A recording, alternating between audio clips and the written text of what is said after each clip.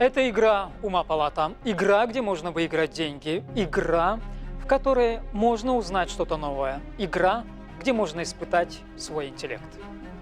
С удовольствием представляем вам участников нового телешоу НБК СХ «Кэх», где спортсмены и блогеры демонстрируют силу, ловкость и выносливость. Интересно, как они проявят в нашей интеллектуальной игре. Узнаем прямо сейчас. Игроки, представьтесь. Здравствуйте, меня зовут Старков Егор, аспирант Института физической культуры, спорта и туризма СФУ, тренер спортивного клуба «Тимир» и преподаватель ОФП в Речном институте. Меня зовут Чупров Михаил, участник телешоу «Кэх», тренер Тимир Групп. Егор, вы пришли на проект «Кэх» для того, чтобы проверить свою силу, выносливость, что-то там еще. Сюда зачем пришли? Проверить свой ум. Он есть? Думаю, есть. Вы в этом уверены? Уверен. Ясно. Вы, как спортсмен, наверняка рассчитываете в своем питании белки, жиры и так далее, верно? Рассчитываем. Да. Сколько калорий в воде? Что здесь? В воде сколько В калорий? воде нету калорий вроде. Ясно. Михаил, полагаю, в школе по физкультуре у вас была 5. Да, Какие были оценки по другим предметам? хорошие оценки. Хорошие — это 4 и 5? 4, 5 и 3 были. 3 не относится к категории хороших оценок. Средние. Самая лучшая оценка вроде. Ясно. Сила есть, ума не надо. Согласны с этим утверждением? Нет. Почему? Сильный и неумный человек, он социально опасный человек. Ясно. Сегодня я буду задавать вопросы не такие сложные, как мне кажется. Будут вопросы о спорте. Отлично. И поскольку вы силачи, будут вопросы на тему «самый-самый». Думаю, здесь вы себя точно проявите. Итак, мы узнаем, сможете ли вы побороться за главный приз игры «Ума палата». Это 100 000 рублей, верно ответив на 20 вопросов в 3 раундах нашей игры. А пока что рядом с вами находится черный ящик. В нем 2 шара красного и синего цветов. Вам необходимо вытянуть шар красного цвета для того, чтобы получить преимущественное право ответа в первом раунде. Игроки, приступайте. Красный. Егор, вы вытянули шар красного цвета, поэтому вы будете отвечать первым. Обратно, да? Верните шары на место, и мы будем начинать. Теперь о правилах. В игре 3 раунда. В первых 2 вы будете соревноваться за возможность выхода в финал. В 3-й раунд выйдет игрок, набравший наибольшее количество правильных ответов по результатам 2-го раунда. Проигравший же покинет нашу игру. Первый раунд длится 2 минуты. Игроки отвечают по очереди. Первый начинает Егор. Итак, первый раунд. Егор, назовите самую солнечную геометрическую фигуру. Пас. Луч. Михаил. Самый большой медведь. Гризли. Белый. Егор, самая большая планета Солнечной системы. Уран. Юпитер. Михаил, самая большая страна в мире по площади. Россия. Верно. Егор, самая быстрая птица. Сапсан. Верно. Михаил, самая походная сумка. Пас. Рюкзак. Егор, самая плавательная обувь. Ласты. Верно. Михаил, самый острый каблук. Шпильки. Верно. Егор, самый невестный цвет. Голубой. Верно. Михаил, самый детский театр. Театр юного зрителя. Кукольный. Егор, самый зубастый балет. Щелкунчик. Верно. Михаил, самый геометрический головной убор. Пас. Цилиндр и треуголка. Егор, самый посудный головной убор. Цилиндр. Котелок. Михаил, самый большой субъект Российской Федерации по площади. Якутия. Верно. Егор, самый мирный итог поединка. Ничья. Верно. Михаил, самое детское плавательное средство. Круг. Верно. Егор, самое крупное спортивное мероприятие. Олимпиада. Верно. Михаил, самая длинная дистанция в легкой атлетике. Марафон. Верно. Егор, самое спортивное женское имя. Олимпиада. Верно. Михаил, самый первый школьный учебник. Азбука. Букварь. Егор, самый южный материк. Африка. Нет. Австралия. Антарктида. Михаил, самая балетная юбка. Пачка. Верно. Егор, самая длинная параллель. Пас. Экватор. Михаил, самая длинная река в мире. Нил. Верно. Егор, самая высокая гора в мире. Эверест. Эверест. Время вышло. Первый раунд завершен. Общая статистика первой игры выглядит следующим образом. Всего за время первого раунда я задал вам 25 вопросов, при этом Михаил дал 8 правильных ответов, Егор тоже 8. Это означает, что у нас равенство баллов и объявляется дополнительный раунд. В дополнительном раунде вы будете отвечать на вопросы по очереди до победы в 1 очко по принципу пенальти. Первым будет отвечать Егор по преимущественному праву ответа в первом раунде. Итак, дополнительный раунд. Егор, какое хвойное дерево не является вечно зеленым? Бас. Лиственница. Михаил, какое насекомое может поднять груз, превышающий его собственный вес в 10 раз? Муравей. Это правильный ответ. По результатам дополнительного раунда победу одерживает Михаил. Именно он получает преимущество, и он будет отвечать первым на вопросы второго раунда, который также длится 2 минуты. Переход хода в следующем раунде осуществляется после первой ошибки игрока. Это означает, что игрок, всегда дающий правильные ответы, не оставляет своему оппоненту ни единого шанса для того, чтобы ответить хотя бы на один вопрос. Михаил, метание снаряда весом меньше килограмма и длиной свыше 2 метров – это?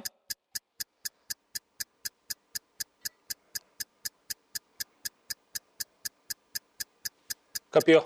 Верно.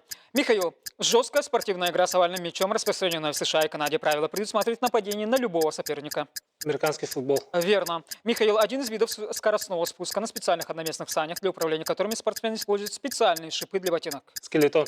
Верно. Михаил, сплав по бурной реке на надувных лодках. Байдарка. Рафтинг. Егор, спортивная игра, цель которой прогнать мяч по всем дорожкам клунками и попасть в каждую из них. Гольф. Верно. Егор, спортивная игра с мячом и битой. Бейсбол. Верно. Егор, большие кольцевые гонки на болидах. Формула-1. Верно. Егор, вид гребного спорта, включающий гонки по бурному потоку воды через определенное количество установленных ворот. Это? Рафтинг? Не знаю. Водный слалом. Михаил, восхождение на труднодоступные горные вершины. Скалолазание. Альпинизм. Егор, горнолыжное многоборье, в состав которого входит лыжный балет, могул и воздушная Фристайл. акробатика. Верно. Егор, вид легкой атлетики, в котором нужно показать свойства спринтера и прыгнуть и прыгуна в высоту. Бег с барьерами. Верно. Егор, вид спорта, связанный с выполнением в воде различных фигур под музыку. Синхронное плавание. Верно. Егор, вид горнолыжного спорта, заключающийся в спуске с гор на специальной доске. Сноуборд. Верно. Егор, лыжные горки со стрельбой на огневых рубежах из-за малокалиберной винтовки. Биатлон. Вы ответили? Биатлон, да. Верно. Достаточно молодой вид альпинистского спорта, связанный со льдом. Егор. Пас. Ледолазание. Михаил, старинная национальная канадская игра, цель которой специальными сачками забить как можно больше мячей в ворота соперника. Футбол. Лакросс. Егор, вид водного спорта, соревнования на скорость, дальность, продолжительность передвижения по большим прибойным волнам, стоя на специальной доске без паруса. Сейчас скажу. Ай, пас. Правильный ответ – серфинг. Время вышло. Второй раунд завершен. А теперь сухие цифры. Во втором раунде я задал вам 17 вопросов. При этом Егор дал 8 правильных ответов, а Михаил только 3. Михаил, что помешало вам одолеть своего соперника? Незнание видов спорта. Именно водных. Каким видом спорта вы занимаетесь? Я легкий атлет. В воде не плаваете? Плаваю, но виды спорта не знаю. То есть вы хотите сказать, что представитель одного вида спорта разбирается только в своем виде спорта и совершенно ничего не соображает относительно других? Мало информирован, можно сказать. Ну, пусть будет так. Хотя вопросы мы подбирали специально для вас из серии спортивной темы. Про первый раунд мы совершенно молчим, могли ответить даже пятиклассники. Тем не менее, именно на спортивной теме, которую мы подбирали для вас, чтобы у вас было больше возможностей дать правильных ответов, вы даете только 3. Это поразительно. Тем не менее, игра для вас завершилась. Какие-то пожелания сопернику? Удачи дойти до финала и забрать 100 тысяч рублей. Пусть будет так. Спасибо за игру. До свидания. Егор, как рассчитываете свои шансы в третьем раунде? Думаю, там сколько очков надо было, чтобы пройти финал? 20. 20, а у меня 16. 4 вопроса надо ответить, да? Думаю, справлюсь. Какие у вас знания в области истории? Вторую мировую неплохо знаю. Древнюю Грецию неплохо знаю. Древний мир Средние века не сильно. У меня с датами очень большие проблемы. А так, в общем, думаю, смогу ответить. Надеемся, что эти темы попадутся вам в третьем раунде, ибо спойлер, я думаю, вам уже понятен. В третьем раунде будут вопросы из курса истории. Итак, Егор, ровно 1 минуту я задаю вам вопросы, вы отвечаете. Если вы доведете счет правильных ответов до 20, у вас появится уникальный шанс побороться за главный приз игры «Ума Палата» – это 100 тысяч рублей. Егор, прозвище князя Александра Ярославовича, победившего шведских и немецких рыцарей. Невский. Это... Невский. Верно. Егор, как в Древней Руси называли воина-дружинника? Дружинник. Нет. Пас. Так. Ратник. Ратник. Егор, какому князю мы обязаны обликом современного Кремля? Ивану Грозному. Ивану Третьему. Егор, как звали главного бога славян? Перун. Верно. Егор, территорию современной Московской области заселяли древляне или вятичи? Древляне. Вятичи. Егор, при каком царе началось книгопечатание? Ярослав Мудрый. При Иоанне Грозном. Егор, автор первой редакции повести временных лет. Пас. Так. Нестор. Назовите князя, провозгласившего Киев столицей древнерусского государства. Владимир. Олег. Егор, в водах какой реки Владимир крестил русских людей в 988 году? Пас. В Днепре. Русские или монголы победили в битве на Калке? Ничья, они разошлись. Монголы. Егор, как звали русского царя, сына боярина Федора Годунова? Пас. Борис Годунов. Время вышло. За время третьего раунда я задал вам 11 вопросов. При этом вы дали 2 правильных ответа. Общий счет 18. Какие ощущения от игры? Что можете сказать на прощание? Вопросы несложные, по идее. Можно было подумать, постоять, а так спешил, поэтому не напрягался, я говорил пас. Вопрос по поводу крещения Руси, Днепр знал. А так все вроде нормально. Думал, отвечать буду хуже, потому что смотрел прошлые выпуски, и там были сложные вопросы по химии, по физике. Я там 0 вообще. Да. Егор, ну и финальный вопрос. Где сложнее, в игре Кэх или здесь, в игре Ума Палата? Ума Палата, конечно, сложнее, потому что в Кэхе я знал, что меня ждет, что надо сделать. В последнем решающем раунде вы не пополнили копилку до 20 правильных ответов и поэтому покидаете нашу игру. Тем не менее, она была неплоха, мы вас благодарим за нее. До свидания. Спасибо большое, до свидания. Это игра «Ума Палата». И все-таки народная мудрость о силе без ума сохранила свою актуальность. Интересно, что проявят наши следующие игроки? Узнаем прямо сейчас.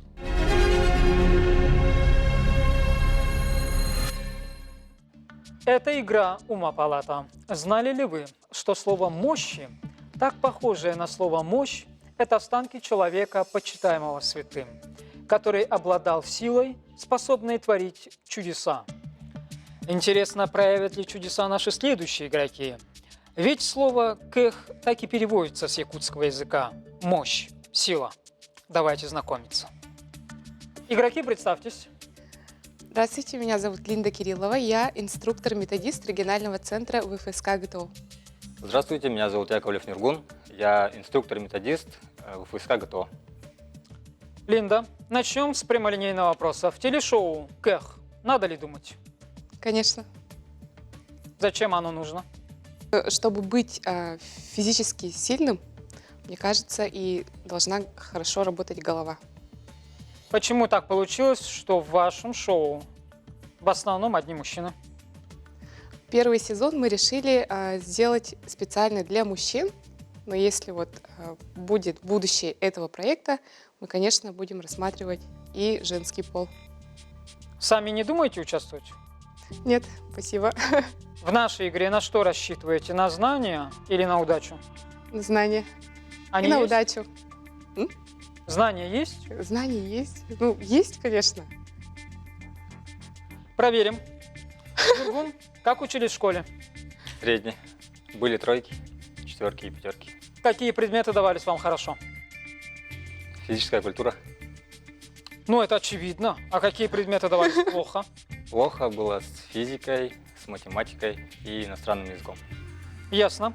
Какие прогнозы по поводу нашей сегодняшней игры? Одолеете Линду? Постараюсь. какая область знания все-таки вам ближе, кроме спорта?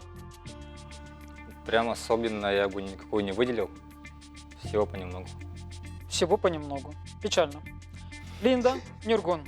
Я решил, что первые 2 раунда нашей игры будут посвящены темам географии и истории. Как у вас с этими предметами, Линда? Не скажу, что отлично, но в пределах разумного, мне кажется. Нюргун? Ну, на 4. Хорошо, игра покажет. Итак, мы сможем узнать, сможете ли вы побороться за главный приз игры «Ума палата» – это 100 тысяч рублей. Верно ответив на 20 вопросов в 3 раундах нашей игры. А пока что перед вами находится черный ящик. В нем 2 шара – красного и синего цветов. Вам необходимо вытянуть шар красного цвета для того, чтобы получить преимущественное право ответа в 1 раунде. Игроки, приступайте. Нюргун, вы будете отвечать первым на вопросы 1 раунда. Верните шары на место, и мы начинаем. Теперь о правилах. В игре 3 раунда. В первых 2 вы будете соревноваться за возможность выхода в финал. В 3-й раунд выйдет игрок, набравший наибольшее количество правильных ответов по результатам 2 раунда. Проигравший же покинет нашу игру. Первый раунд длится 2 минуты. Игроки отвечают по очереди. Первый начинает Нюргун. Итак, первый раунд. Нюргун – столица древнерусского государства. Киев. Верно. Линда – русский царь, проводивший опричнину. Александр Невский? Иван Грозный. Нюргун – место, где было ледовое побоище. Чудское озеро. Верно. Линда – полуостров, проданный России Америке. Аляска? Верно. Нюргун – первый русский император. Петр I. Верно. Линда – бабушка Николая I. Екатерина II? Верно. Нюргун – первый русский музей. Кунсткамера. Верно. Линда – победитель крестоносцев на Чудском озере. Пас. Александр Невский. Нюргун – поэт, гусар, герой войны 1812 года. Пас. Денис Давыдов. Линда – фамилия царя Бориса. Годунов? Верно. Нюргун – предводитель русских дружин на Куликовом поле. Донской. Дмитрий. Верно. Линда – главное сражение войны 1812 года. Бородино? Верно. Нюргун – площадь, где было восстание декабристов. Пас.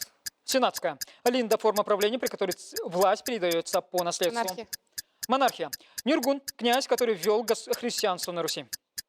Владимир. Верно. Линда – царь, при котором к России были присоединены Сибирь, Казань, Астрахань.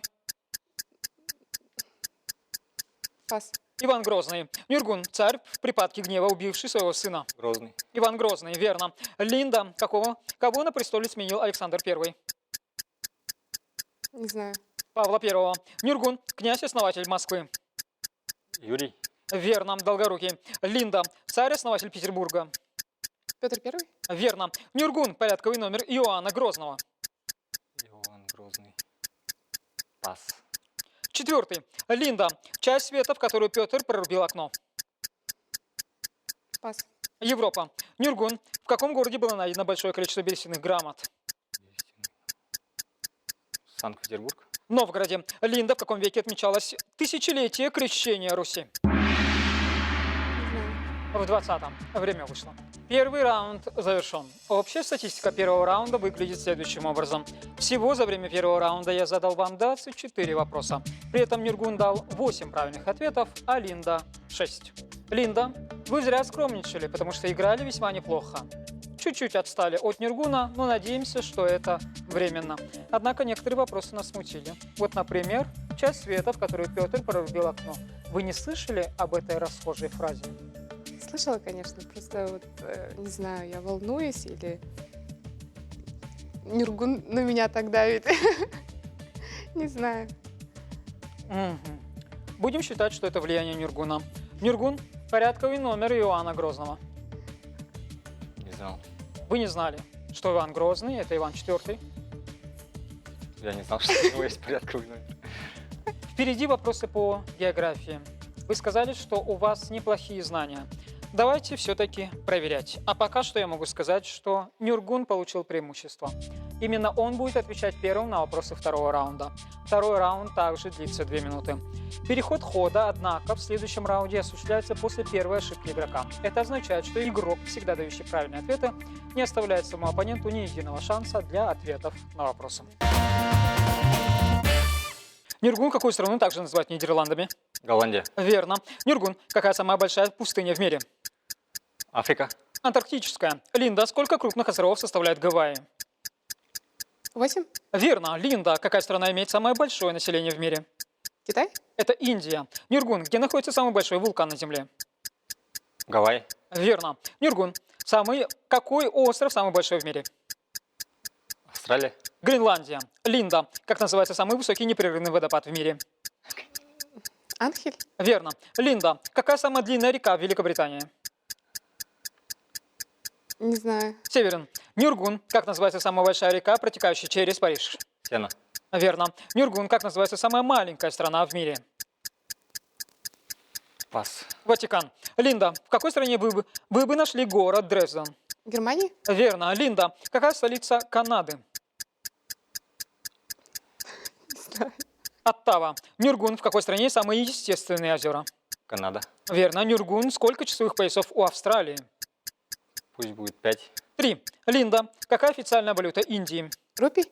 Верно. Линда, в какой стране находятся Великие пирамиды Гизы? Египте? Верно. Линда, из скольких штатов состоят Соединенные Штаты? 10.